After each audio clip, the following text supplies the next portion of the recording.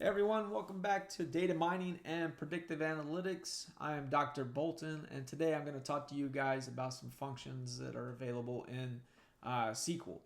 So many of you guys have probably dealt with functions in some type of way, especially if you have a programming background where you've maybe worked in languages such as Python, R, Java, MATLAB. Any of these languages all have functions built into them. So I'm introducing them to you guys today to illustrate that SQL also has functions built in. It's just like any other programming language. Most of you guys will probably interact with functions in another language, but I want to introduce that to you guys here today and show you the capabilities of SQL. So most databases, database management systems are going to have some type of SQL functions built into them. All right. They can actually be built in and written into your scripts, your SQL statements directly. And this allows us to perform operations directly onto the database instead of having to export the data and do some type of function creation there. This can significantly reduce the amount of data that you need to export, obviously, or needs to be retrieved from the database. And this speeds up our data processing. You can have two types of function, just like any other language. You can have user-defined functions. This allows us to create modular programming. You can create a function. You can store it in the database. You can call it any number of times. So user-defined functions allow us to create very module types of independent programming, right? The syntax for that is usually like a create function. And we won't go into that for this lecture. Really, we're going to focus more on the built-in functions that SQL has available for us. So easily, there are ways to manipulate the tables in our database using mathematical operations. All right. So this can be constructed using any number of mathematical operators such as addition, subtraction, multiplication, and division. All right. So if I have a query that looks like this, where the standard price, you want to know what the standard price is, and the standard price, if I increase that by 10% of every product, my script might look something like this, where I have the select function, the product ID, all right, the product standard price, and then a new column that I'm going to create called product standard price times 1.1, which will give me that 10% added on to the actual product standard price. I'm just going to call that plus 10%. That's using the as function here that I have. And then we're going to pull that from the product table. All right. So these operators can be used with any numeric column. The expressions are computed for each row of the result table. And the procedure rules for the order in which we create the expression follow the same mathematical rules as other programming languages and algebra. So we're using the standard order of operations when we're creating our mathematical scripts here. So again, these aggregate column functions will operate on any collection of values such as the entire column. All right. These columns do need to be of the same data type, all right? So I can't have a column which has mixed data types in there, all right? So they either need to be all numeric or all strings or all varchars or whatever. And can also output a single value. So some of the examples here are like our sum function, our min, max, average functions.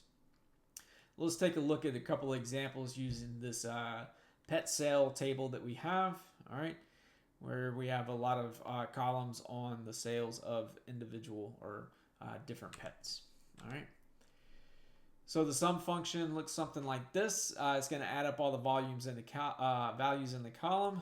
All right, we use sum as our function, and then we have the parentheses, all right, and then inside of the parentheses is the column name in which we want to operate this function on, all right? And so an example of this looks like adding all the values in the sale price column, all right? Select sum. We're going to put the column name in here now from the pet sale column. So instead of selecting the actual sale price column, we're now going to add up all the values, all the price in the sale price column. All right. And then we can explicitly rename that if we use the as function as well to be sum of the sale price. All right. So that's just changing the name of our output column. These are a couple of examples of our min-max functions.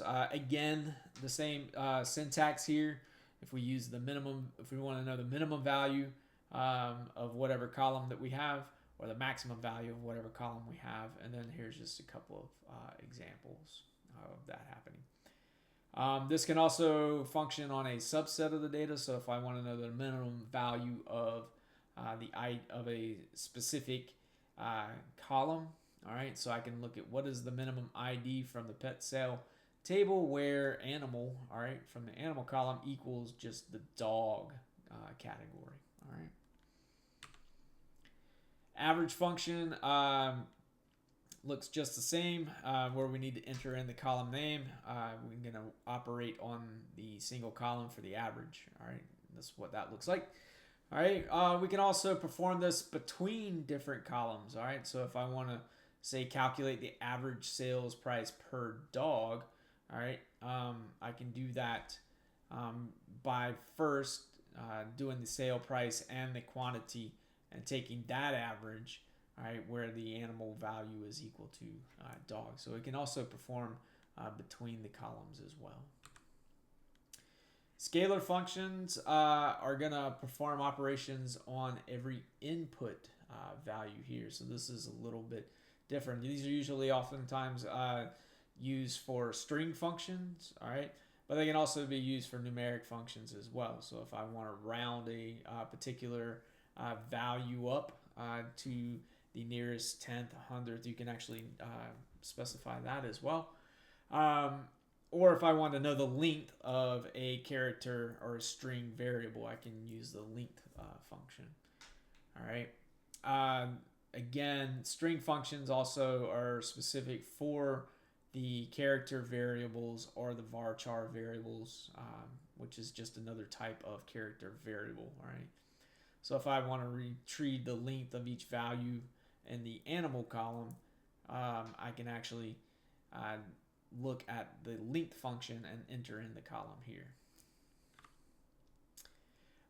U case and L case is going to return the values in either an uppercase or a lowercase value. All right, and so sometimes that's important for doing any number of operations later on down the road.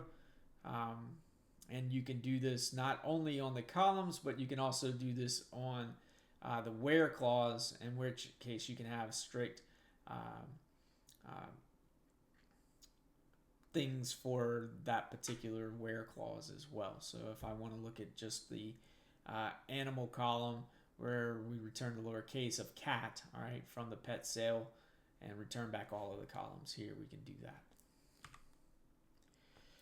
Date and time functions are specific, so and they're actually specific for the database management system that you're working in. So most databases contain special data types, all right, and the syntax for those can vary as well. So for this particular case and for our textbook, which teaches us usually MySQL and Oracle formatting here, the dates are usually years.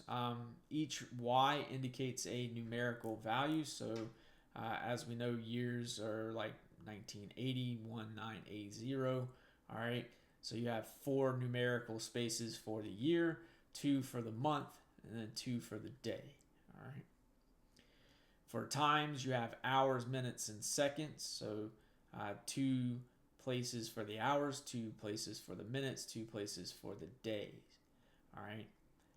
Notice how minutes and month both have uppercase. All right. Sometimes these are different depending on the database system that you're dealing with.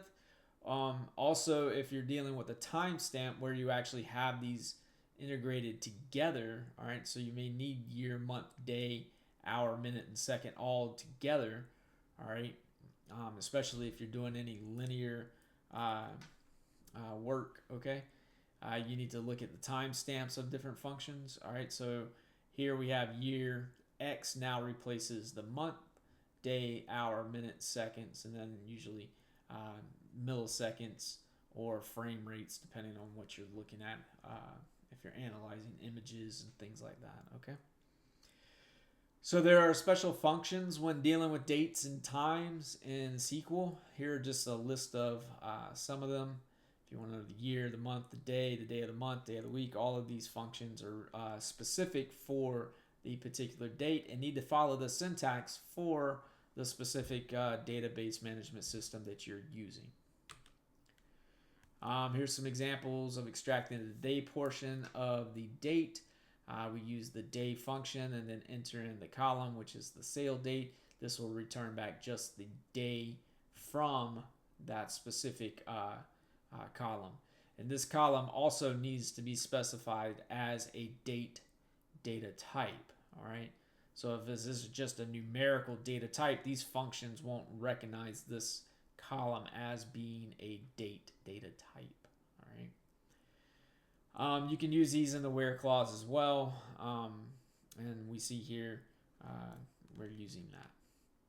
So this also returns back the number of sales in a month. There's also a special clause here for the count with the asterisk. So what this is going to do is count up any number of rows, all right, where this condition is met. All right, so get the number of sales during the month of May. So on my where clause, I have the month and the sale date. So this is going to return back any date that has the month of May. All right, and then add all those together using this clause of the count asterisk. All right, so that's a special one. Here's some more examples of adding days as well. So doing some mathematical operations to be in the return clause as well for the column. And here we're adding 3 specific days to the sale date. And so this should return back that sale date plus 3 days. All right. And then this is just showing you there's some special date and time functions that are specific for working with date data types. And so if I want to know what the current date is according to my operating system in my computer, I can use the current underscore date. And if I want to know the current time according to my operation system, I can use current underscore time. All right. And so then I can do specific mathematical operations using these unique functions for dealing with date data types. So that's it. That's just a highlight of some of the functions that you can use in SQL. The ones that we went over, there's some more details on page 265 and chapter 6 from our modern database management textbook. I also encourage you guys to just Google SQL functions and see which one, and see the list of different functions that are out there. So there are thousands of built-in functions in the SQL language.